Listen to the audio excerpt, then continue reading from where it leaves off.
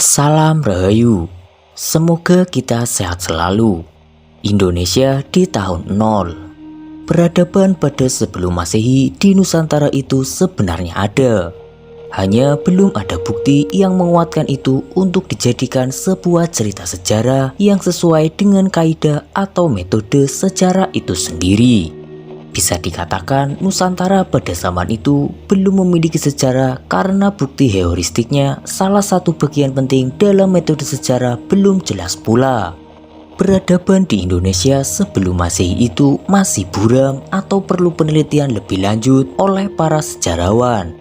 Namun melihat beberapa isu atau cerita rakyat tanpa menggunakan metode sejarah yang cukup, bisa dikatakan ini adalah sejarah yang belum jelas. Salah satu hal penting dalam penelitian sejarah adalah menggunakan metode. Itulah yang menjadi ciri khas dalam ilmu sejarah. Metode tersebut seperti heuristik atau pengumpulan sumber sejarah, kritik atau analisis sumber sejarah, interpretasi atau penafsiran sumber sejarah, dan historiografi atau penulisan sejarah. Kembali dalam penentuan sejarah pada masa yang sangat lama, bahkan sebelum sejarah itu ada. Seperti apakah sebelum Masehi di Kepulauan Indonesia? Jika melihat sejarah, Indonesia baru pun sumber sejarah paling tua yaitu pada Kerajaan Kutai Martadipura dengan bukti prasasti Yupa.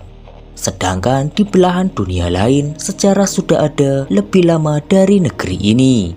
Di dalam prasasti itu sudah terdapat bukti yang jelas terdapat kerajaan yang pernah berdiri. Sehingga ada penelitian yang cukup sulit bagi para sejarawan untuk melakukan heuristiknya. Nah, apakah ada kerajaan yang lebih tua dari Kutai Martadipura? Kala itu Pulau Jawa banyak ditatangi oleh para pengelana, pencari suaka hingga orang-orang yang melarikan diri dari daerah asalnya.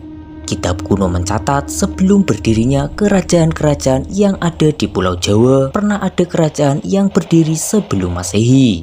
Kerajaan ini berlokasi di daerah Singosari, Malang, Jawa Timur. Dan konon menjadi bagian dari sejarah awal mula Pulau Jawa dihuni oleh manusia pada tahun 100 sebelum Masehi. Karena Jawa memiliki wilayah subur dan makmur. Walaupun masih samar-samar, ada beberapa desas-desus terdapat kerajaan lebih tua, yakni Kerajaan Salakanegara yang terletak di Jawa bagian barat. Inilah yang menjadi awal kerajaan-kerajaan di Pulau Jawa hingga saat ini. Memiliki leluhur bernama Aki Tirem atau Sang Aki Luhur Mulia yang menjadi legenda tanah Sunda.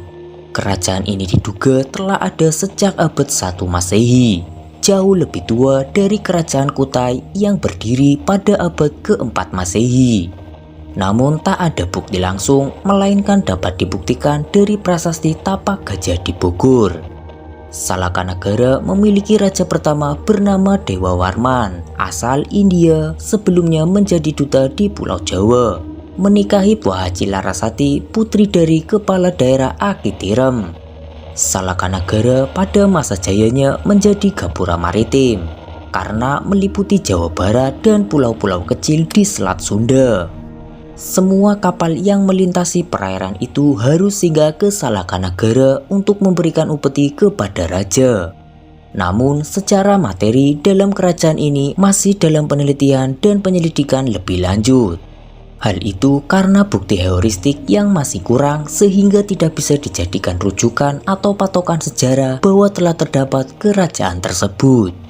Masih banyak juga yang memperdebatkan tentang keberadaan kerajaan ini yang berasal dari kritikus sejarawan. Sehingga kerajaan ini belum tepat dijadikan sebagai sejarah yang kelasnya bisa saja hanya cerita rakyat.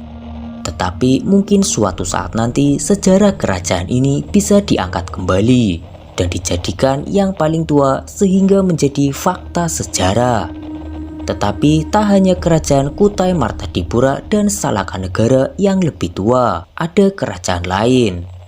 Tentu ada, namun di luar konteks dari sejarah atau hanya mitos, yakni Kerajaan Kandis di Pulau Sumatera bagian tengah. Tepatnya di Riau karena ada wilayah bernama Kandis. Kerajaan ini berdiri pada abad 1 sebelum Masehi. Dua tokoh yang sering disebut sebagai rajanya adalah Pati dan Tumenggung. Kehidupan dari kerajaan ini adalah dari hasil hutan seperti damar, rotan, sarang burung walet, dan berasal dari hasil bumi. Akan tetapi jauh sebelum itu, konon pulau yang terdapat di Indonesia ini penduduknya didatangkan dari luar negeri. Hal ini berdasarkan pada beberapa sumber kuno yang dikutip dari buku Babet Tanah Jawi yang ditulis oleh Sucipto Abimanyu. Sumber kuno mengisahkan para penghuni ini berasal dari daerah Turki. Akan tetapi ada yang menyebut berasal dari daerah Dekan, India.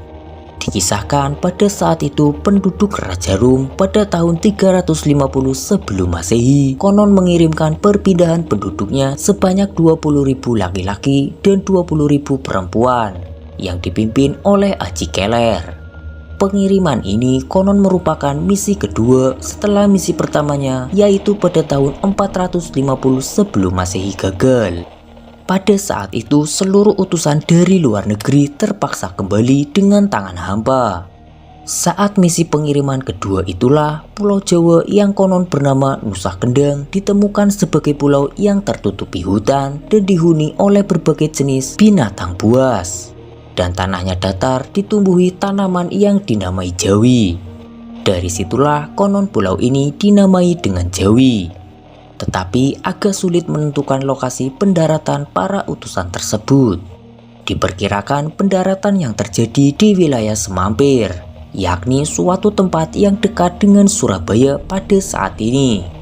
Gelombang kedua ini juga mengalami kegagalan.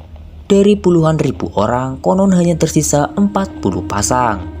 Hal ini mendorong sang raja mengirimkan utusan lagi dengan persiapan lebih matang dan penyediaan alat yang lebih lengkap. Hal ini untuk menjaga mereka dari kemungkinan serangan binatang buas, seperti yang dialami urusan pertama dan kedua. Selain peralatan pengamanan diri, mereka juga dilengkapi dengan alat pertanian sebagai alat bercocok tanam bila kelak berhasil menempatinya dengan aman. Sementara itu, untuk mencegah orang-orang tidak melarikan diri, maka diangkatlah seorang pemimpin dari kalangan mereka. Ia adalah Raja Kana. Dikisahkan gelombang ketiga ini konon berhasil menyebar ke pedalaman-pedalaman yang terbuka di Pulau Jawa. Dari sisi kepercayaan, gelombang ketiga ini dipercaya menganut kepercayaan animisme. Sejarah juga mencatat konon pada 100 sebelum Masehi terjadi perpindahan penduduk yang terdiri atas kaum Hindu Waisya. Mereka adalah para petani dan pedagang yang karena permasalahan keyakinan, kemudian mereka meninggalkan India. Kelompok keempat inilah yang kemudian menetap di daerah Pasuruan dan Probolinggo.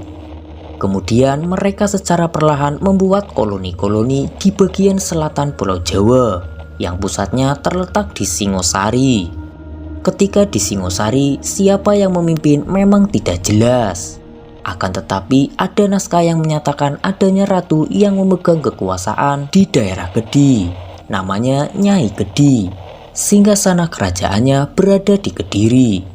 Pada tahun 900 Masehi, keturunan Hindu Waisya dimasukkan dalam kerajaan Mendang, yang juga dinamakan Kamulan.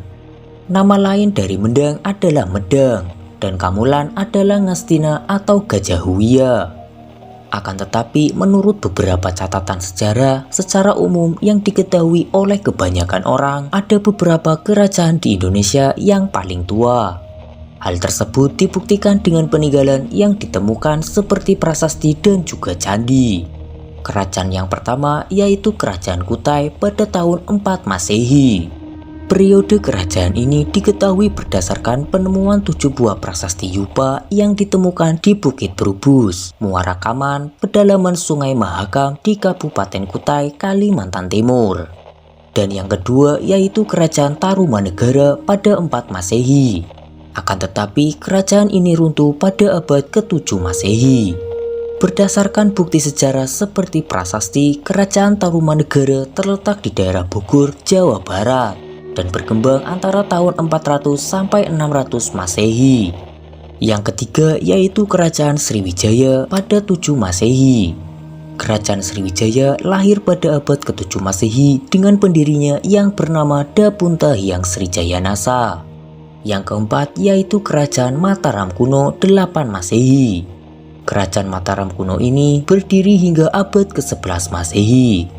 Dan yang kelima yaitu Kerajaan Majapahit 13 Masehi. Kerajaan Majapahit menjadi kerajaan Hindu-Buddha terakhir di Nusantara. Mengingat sampai saat ini belum ada bukti tertulis bahwa ada kerajaan di tanah kita pada rentang waktu demikian, kemungkinan besar penduduk asli kepulauan ini hidup dalam suatu kaum atau suku dan dipimpin oleh seorang datuk.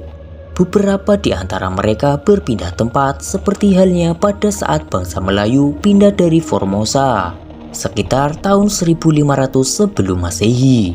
Ada juga yang sudah pandai bertani, ada juga yang masih berburu. Ikhtisar ini sebenarnya sudah ada dalam buku-buku sejarah sekolah. Dari pembahasan jenis manusia yang pernah hidup di sini sampai pembabakan masanya dari zaman berburu sampai zaman logam. Itulah keadaan Indonesia di tahun 0. Bagaimana menurut Kamrat Demi Masa? Jika Kamrat Demi Masa memiliki pendapatnya tersendiri, tulis saja di kolom komentar. Sampai jumpa di kisah-kisah selanjutnya.